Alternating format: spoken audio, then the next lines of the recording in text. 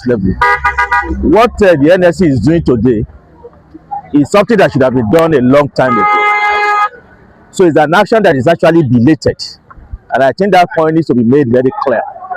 That even though we commend the leadership of the NLC for organizing this protest, we believe that if the NLC leadership had been more proactive, this kind of action should have taken place a long time ago. And if it had taken place a long time ago and is well organized, perhaps it would have had an impact in the situation in terms of forcing the hand of the government to actually begin to address this crisis. But because Labour did not respond as soon as they should, that is why we opened the space for somebody like Donald Trump to begin to ask us to put our fears aright. So what we are doing today is belated from that point of view. However, I commend the NLC leadership for still organizing this. What we have to say, therefore, is that this kind of action should be followed up by other actions. Because obviously, today's action is simply to create awareness. The government has not shown any indication whatsoever that they are prepared to handle this crisis effectively, almost on a daily basis.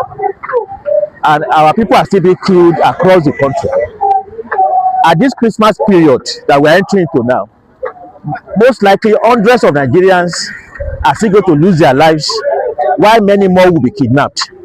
So what that means, therefore, is that today's action needs to be followed up by more serious actions by Labour movement in the coming period. In fact, I think that a general strike in the new year will be the best response of the Labour movement to indicate to the government that in this new year that we are entering, we do not want any further reports of Nigerians losing their life or being kidnapped in any part of the country.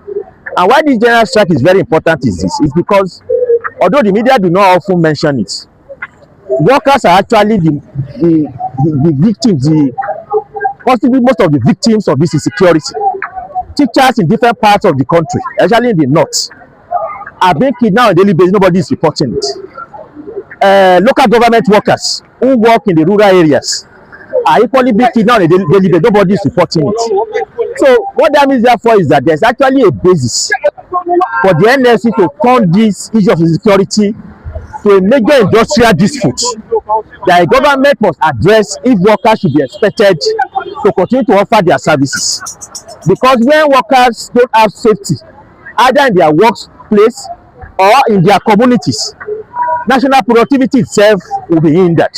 That's the kind of statement that I think the government must make in the new year, by calling a general strike to ask the government to do something about insecurity or to leave the stage for a new government that can do that.